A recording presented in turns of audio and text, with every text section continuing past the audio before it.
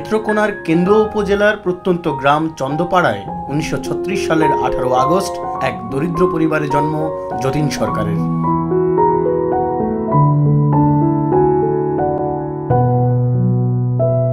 অধ্যাপক যতীন সরকার বাংলাদেশের একজন সফল শিক্ষক, প্রগতিবাদী চিন্তাবিদ ও লেখক। সারা জীবন তিনি ময়মনসিংহে থেকেছেন এবং প্রধানত নাসিরাবাদ কলেজে বাংলা বিভাগে অধ্যাপনা করেছেন।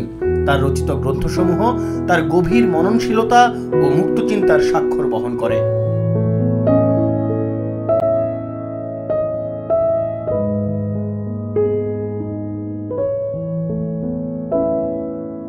অসাধারণ বাগ্মিতার জন্য জনপ্রিয় যতীন সরকারের সাথে আমরা মুখোমুখি হয়েছিলাম তার নেত্রকোনার বাড়ি বানপ্রস্থে।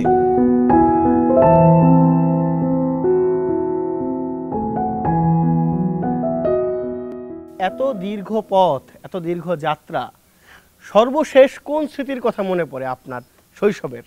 আমি একটা গ্রামের দরিদ্র পরিবারে জন্মগ্রহণ করেছিলাম, কিন্তু বৃত্তের দিক দিয়ে দরিদ্র হলেও আমাদের পরিবারটি ছিল চিত্ত সম্পদে সমৃদ্ধ। এবং সেইখানে আমার যে পিতামহ ঠাকুরদা রামদয়াল সরকার আমাকে পাশে বসিয়ে গীতা থেকে আরম্ভ করে বঙ্কিমচন্দ্র পর্যন্ত এই ৬-৭ বছরের মধ্যেই আমাকে তার মধ্যে প্রবেশ করিয়ে দিলেন। এবং যার ফলে আমি আমার বইয়ে লিখেছি, এই ছোটোবেলা থেকে আমি ইচড়ে পাকা হয়ে বড় হয়ে উঠেছি। সেইটি আমার সবচেয়ে বড় স্মৃতি। যদি সেই সময় আমি ইচড়ে পাকা না হয়ে উঠতাম, তাহলে তোমরা আমাকে যেভাবে চিনো এটা চিনতে পারত না। আমি লেখা শুরু করি বলতে গেলে ৪০ বছর বয়স পার হইয়া। আপনি তো দীর্ঘ সময় কেন নিলেন লেখালেখি শুরু? এই কারণে লিখলাম, আমি তো একটু আগেই বললাম যে আমি মনে করি বাংলা সাহিত্য দীনদরিদ্র না। যতীন সরকারের এমন কিছু দেওয়ার নাই যেটা না দিলে বাংলা সাহিত্যের ক্ষতি হয়ে যাবে। এবং স্যার, আপনি কোনোদিন ফিকশন লেখেন নাই, সবসময় নন ফিকশন লেখেন নাই এই কারণে, কারণ অন্তত আমি নিজেকে আমি চিনি যে আমার প্রতিভার বাষ্পমাত্রও নাই আমার ভিতরে। 60-এর দশকে এই যে দুজন সম্পাদক বা তিনজন সম্পাদক, আরও কয়েকজন ছিলেন, তারা জোর করে লেখক তৈরি করেছেন, তাদেরকে নিয়ে কি বলবেন? বা সেই সময়টা, আপনার সময়টা নিয়ে যদি বলেন। আমি বলবো যে তারা সত্যিকার অর্থে লেখক তৈরি করতে জানতেন এবং লেখক তৈরি করার দায়িত্ব তারা পালন করতেন।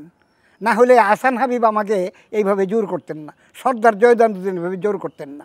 এবং আমি নিজেকেও যেভাবে চিনেছি তারাও সেইভাবে চিনেছেন আমাকে, যে এইগুলি ছাড়া আর কিছু করার নাই আমার।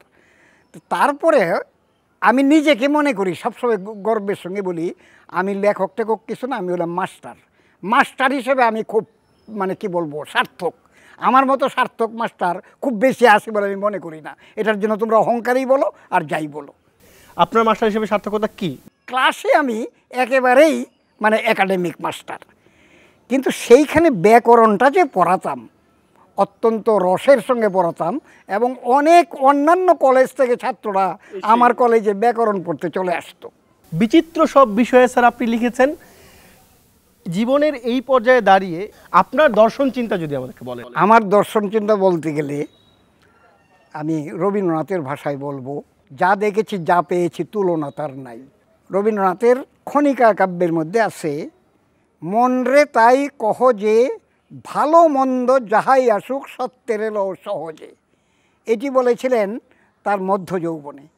আর মৃত্যুর ৩ মাস আগে বললেন, সত্য যে কঠিন, কঠিনের ভালোবাসিলাম আমি, সে কখনো। এই দুইটিকে নিয়ে আমার জীবন দর্শন। আমি সত্যকে সহজে লই এবং সত্য যে কঠিন, সেই কঠিনকে আমি ভালোবাসি। এটাই হলো আমার জীবন দর্শন। আমি মাস্টার হতে চেয়েছিলাম, মাস্টার হয়েছি এবং অত্যন্ত ভালো মাস্টার হয়েছি। এবং এরপরে যে লেখালেখি করেছি, সেই লেখালেখির মধ্য দিয়েও আমি মাস্টারই করেছি। আমাদের একটা দায়িত্ববোধ, এই যে কাজটা অগ্রসর করে নিয়ে যাওয়া, সেই কাজটাই এই মাস্টারি রূপেই আমি কিন্তু লেখালেখি করি, আর কিছু না। যারা আপনার লেখালেখি পড়ে তারা তো আপনার মাস্টারিটাও টের পায়। এই জাতিকে আসলে আপনি শেষ পর্যন্ত কি বলতে চাইলেন, কি বললেন? যে আমি রবীন্দ্রনাথের সেই কথা কি, বাঙালিকে মানুষ হতে হবে, রেখেছ বাঙালি করে মানুষ করনি। সেই মানুষ হওয়ার জন্য যা কিছু করার দরকার সেইটাই করতে হবে, এবং মানুষ হওয়ার পথ কিভাবে চলতে হবে মানুষের পথে, সেটা আমার নিজের মতন করে আমি চিন্তা করেছি। সেই চিন্তাই আমার লেখার মধ্যে প্রকাশ করি। স্যার, আপনি স্বাধীনতা পুরস্কার পেয়েছেন, বাংলা একাডেমি পেয়েছেন, এই সমস্ত পুরস্কার আমি মাথা পেতে নিয়েছি। এগুলি পাওয়ার যোগ্যতা আমার নাই সেটা জানার পরেও, কিন্তু আমি পুরস্কার পেয়েছি জনগণের কাছে। অসাধারণ পুরস্কার কীভাবে পেয়েছে আমি একটা জিনিস বলি। 1989 সনের দিকে আমি একবার চুয়াডাঙ্গায় গিয়েছিলাম, একটা সাহিত্য সংগঠন আমাকে নিয়ে গিয়েছিল সেখানে। তো সেইখানে আমি 10-12 মিনিট সংস্কৃতি সম্পর্কে কিছু কথা বললাম। তখন একজন আতর বিক্রি করে, একটা লোক আতরওয়ালা, সে বলতেছে যে স্যার আপনি যে কথাগুলি বলেছেন সেগুলি হচ্ছে আমার মনের কথা, আমার এত ভালো লেগেছে যে আমার মনের কথাগুলি যেন সব বলে ফেলেছেন। আমি বলি যে আপনি আমার কথাগুলি বুঝেছেন, সংস্কৃতি এত বুঝবো না, এখন আমার মনের কথা আমি বুঝবো না, এটি আপনি বলেছেন। তারপরে সে একটা আতরের শিশি বের করলো, আমি পকেটে হাত দিলাম যে টাকা দিতে। আমাকে একটা ধমক মারলো সেই লোকটি, আমাকে অপমান করবেন না স্যার, আপনি আমার মনের কথাগুলো বলছেন, আমার অন্তরের অন্তঃস্থল থেকে আমি এই জিনিসটা আপনাকে দান করব। আমার চোখ দিয়ে জল বেরিয়ে পড়ল, আমার মনে হলো এর চেয়ে বড় পুরস্কার আর কিছু হতে পারে না। বাংলাদেশের হাজারো শিক্ষক আপনার মতো শিক্ষক হওয়ার স্বপ্ন দেখেছে, সেই শিক্ষকদের জন্য কি বলবেন স্যার? একজন জন্মালেই শিক্ষক হয়ে যায় না, শিক্ষক হওয়ার জন্য শিক্ষার্থী হতে হয়। সারা জীবন শিক্ষার্থী না থাকলে কেউ শিক্ষক হতে পারে না। কিন্তু আমাদের শিক্ষকরা শিক্ষার্থী হতে রাজি নন অনেক ক্ষেত্রেই। কিছু কিছু ব্যতিক্রমের কথা আমি আলাদা করে রেখে বলি যে অনেক শিক্ষকেই পড়ার কোনো প্রয়োজন বোধ করেন না। এই জিনিসটাই আমাদের শিক্ষাক্ষেত্রে সবচেয়ে বড় দৈন্যের সৃষ্টি করে। যেভাবে আসলে সংস্কৃতি চর্চা চলছে অনেক বেশি অনুষ্ঠানমুখী। অনুষ্ঠান চলছে খারাপ না, কিন্তু কথা হচ্ছে সত্যিকারের সাংস্কৃতিক আন্দোলন যেটা গড়া হচ্ছিল সেটা কিন্তু হচ্ছে না। আমরা উদীচীও করতে পারছি না। যদি করতে পারতাম তাহলে ওই স্বাধীনতা বিরোধী শক্তি, এই মৌলবাদ এত প্রবল প্রচণ্ড হয়ে উঠতে পারতো না।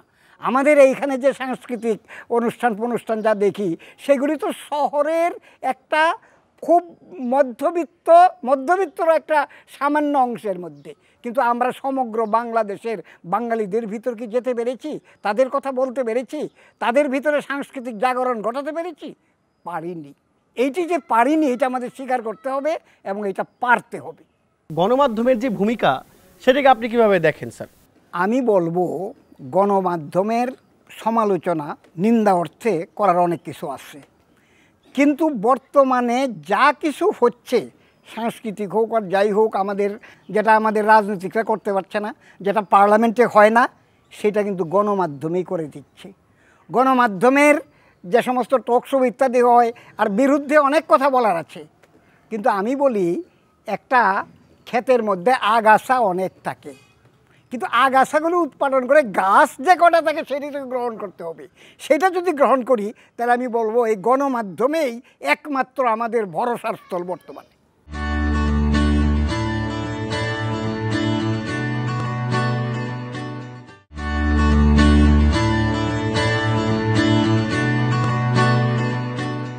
বাঙালি জাতীয়তাবাদ সংস্কৃতি নিয়ে আপনি দীর্ঘদিন ধরে লেখালেখি করছেন।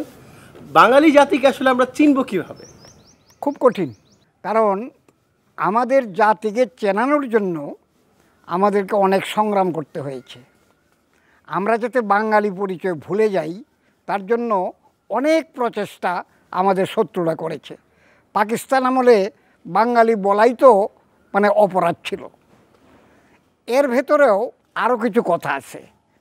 আমরা বাঙালি বটে, বাঙাল বলে যে শব্দটি আছে সেইটি অত্যন্ত ঘৃণ্য এবং এক ধরনের কি বলবো ঠাট্টা বিদ্রুপ ইত্যাদির ব্যবহৃত হয়। অথচ ভানু বন্দ্যোপাধ্যায়ের একটি সেই বিখ্যাত উক্তি আছে যে বাঙাল আমরা, তোরা বলিস পশ্চিমবাংলারা আমাদেরকে বলে বাঙাল, তোরা তো বাঙালি, আমরা পুংলিঙ্গ তোরা স্ত্রীলিঙ্গ, এরকম কথাও আছে। বাঙালি স্ত্রীলিঙ্গ, বাঙালি। তবে আমরা যারা নিজেদেরকে বাঙালি বলি তারাও এই বাঙালিদের ভিতরেই যারা নিম্নবর্গের মানুষ তাদেরকে আমরাই, এমনকি এই দেশের মানুষেরাও তাদের বাঙাল বলে অবজ্ঞা করি। এবং পশ্চিমবাংলার লোকদেরকে আমরা বলি ঘটি। সেই ঘটিরা আমাদেরকে বাঙাল বলতো, শুধু বাঙাল বলতো না, পূর্ব বাংলার লোকদের সম্পর্কে এমন কথাও বলতো যে পূর্ব বাংলার লোকদের আশীর্বাদও গ্রহণ করতে নেই। কারণ হচ্ছে এই যে তারা তো শকে হ বলে, শতায়ু হো বলতে গিয়ে তারা বলবে হতায়ু হও, মানে আয়ু নষ্ট হয়ে যাক। কাজে এই আশীর্বাদ অগ্রণীয়াত পূর্ববঙ্গ নিবাসীন, আশীর্বাদ পর্যন্ত গ্রহণ করবে না, এরকম কথাও বলা হতো। এমনকি বঙ্কিমচন্দ্র চট্টোপাধ্যায়ের মতন মানুষ, যার সঙ্গে ওই দীনেশচন্দ্র সেন, যিনি বঙ্গভাষা ও সাহিত্যের লেখক, বলতে গেলে প্রথম বাংলা সাহিত্যের ইতিহাসকার, তিনি বঙ্কিমচন্দ্রের সঙ্গে ভাষা সাহিত্য সম্পর্কে আলাপ করতে গিয়েছিলেন। বঙ্কিমচন্দ্র তাকে উপযুক্তই মনে করলেন না যে ভাষা সাহিত্য নিয়ে এই বাঙালির সঙ্গে কথা বলতে যায়। তিনি জিজ্ঞেস করলেন ওই কুমিল্লাতে কেমন পাট হয়, ধান হয় ইত্যাদি, সাহিত্যের প্রসঙ্গে উত্থাপন করতে দিলেন না। এই অবজ্ঞা অতিক্রম করে বাঙালি তো তার জাত আসলে চিনিয়েছে। মুক্তিযুদ্ধের পরে দীর্ঘ প্রায় ৪৫ বছর চলছে এবং বাঙালির এক ধরনের সারা বিশ্বেই বিভিন্ন ক্ষেত্রে জয় জয়কার আসলে শুরু হয়েছে এই বাঙালদের দিয়ে।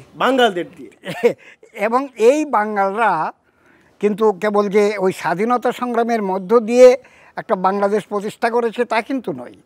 ওই দীনেশচন্দ্র সেন, আমার একটা প্রবন্ধ আছে বাঙালদের প্রতি অবজ্ঞার সমুচিত জবাব। সেই দীনেশচন্দ্র সেন কিন্তু সমুচিত জবাব সন্ধান করেছেন এবং আমরা দেখেছি যে চন্দ্রকুমার দেকে তিনি আবিষ্কার করেন এবং চন্দ্রকুমার দের মাধ্যমে ময়মনসিংহ থেকে পূর্ববঙ্গ থেকে এই বিশাল সম্পদ আহরণ করে, তিনি বিশাল ভাণ্ডার আহরণ করে তিনি দেখিয়ে দিয়েছেন যে বাঙালদের কত বড় ঐতিহ্য, কত সম্পদ বিদ্যমান আছে।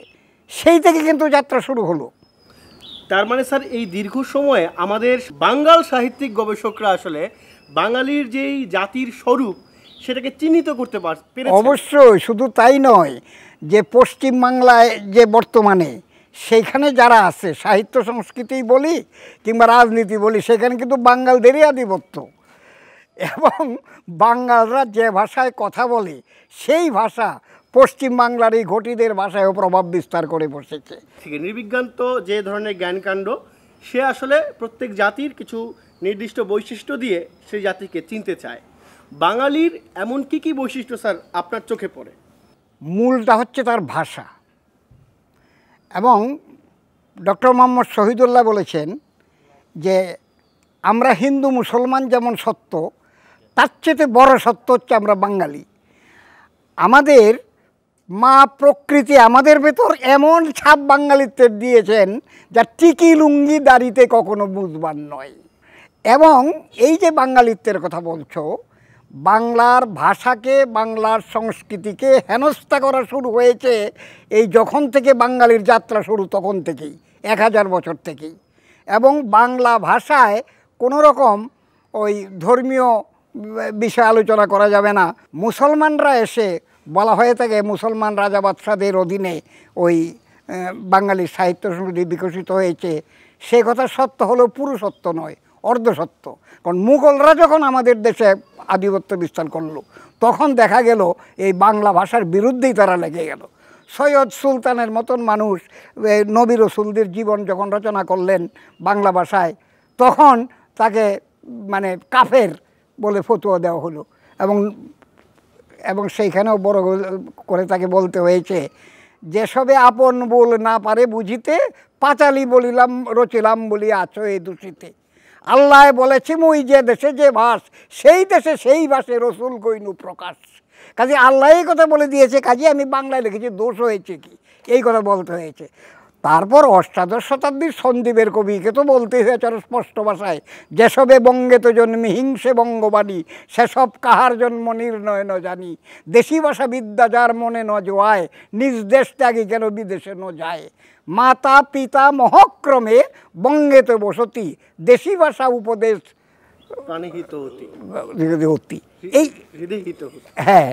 এই যে কথাগুলির মধ্য দিয়ে বোঝা যায় যে বাঙালি তার ভাষা নিয়ে সংগ্রাম করতে করতেই এই বর্তমান পর্যায়ে উপস্থিত হয়ে বাংলা ভাষাভাষীদের একটি রাষ্ট্র প্রতিষ্ঠা করেছে এবং সেটি বাঙালরাই করেছে। এবং সেই দেশের নাম বাংলাদেশ। সেই দেশের নাম বাংলাদেশ, এইটা হলো সবচেয়ে বড় কথা।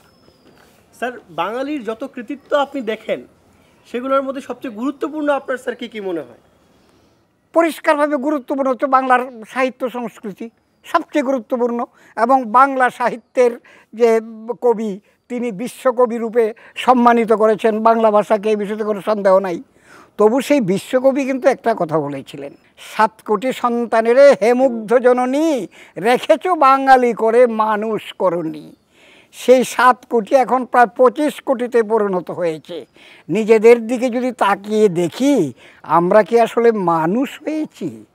মানুষ যদি হতাম, তাহলে বাংলা নামক একটি দেশ প্রতিষ্ঠিত করার পরেও সেইখানে বাংলা বিরোধীরা কি করে ওই আজকের দিনে এরকম মানে অপপ্রভাব বিস্তার করে আজকে যারা নাকি সাহিত্যের কথা বলে, যারা মুক্তবুদ্ধির কথা বলে, তাদেরকে হত্যা করতে পারে। কাজেই বাঙালি যে মানুষ হয়েছে এটা এখন পর্যন্ত কিন্তু বলা যায় না।